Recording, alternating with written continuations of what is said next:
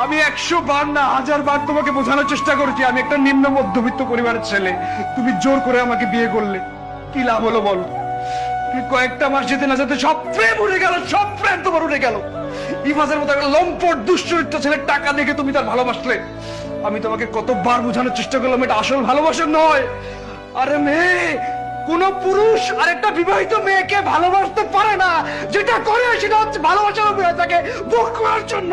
তুমি বুঝতে চেষ্টা করলে না। তুমি জানো না আমি তোমাকে কতটা ভালোবাসতাম, তুমি জানো না আমি তোমাকে কতটা ভালোবাসতাম। তুমি যখন চলে গেলে এই বুকটার ভিতরে চিরের চৌচির হয়ে গেছে। আমি কাউকে বলতে পারি না। আমার বাপটা দুনিয়া ছাড়লো তোমার জন্য, তোমার জন্য আমার বাপটা দুনিয়া ছাড়ছে। তুই আর কি চাস? তুই চলে যা, তুই চলে যা। আমি জানি, আমি জানি তুমি যা যা বলছো সব সত্যি। একটা বিবাহিত মেয়েকে কোনো পুরুষ ভালোবাসে না, অন্য পুরুষরা শুধু ভোগ করতে চায়, শুধু লোভ আর লালসা দেখিয়ে তাদের। ছি, আমার আমার নিজের অন্যায় নিজেরই বলতে ঘৃণা লাগছে।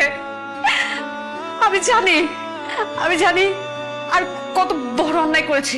আমি আমি এখন বুঝতে পারছি, আমি এখন বুঝতে পারছি আমি কত জঘন্যতম অন্যায় করেছি।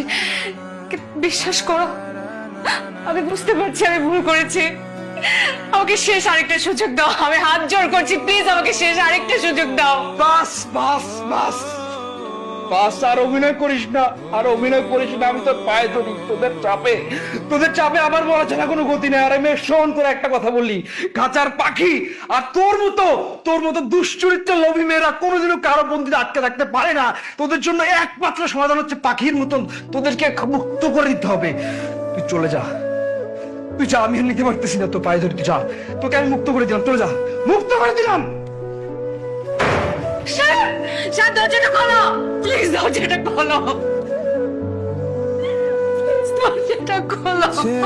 যদি তুই আমি আমার ভুল বুঝতে পেরেছি, প্লিজ দরজাটা খোলো। হৃদয়টাকে ভেঙে দিয়ে মিথ্যে আমি তো তোমাকে আমার চেয়েও বেশি ভালোবেসেছি না। ছেড়ে যদি যাবি রে তুমি বিশ্বের মর্যাদা রাখতে পারলে না।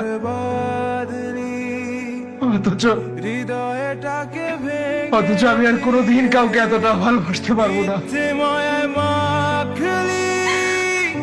এই পৃথিবীতে কোনো বিবাহিত স্ত্রী কোনো দ্বিতীয় পুরুষের কাছে যাওয়াটা উচিত না।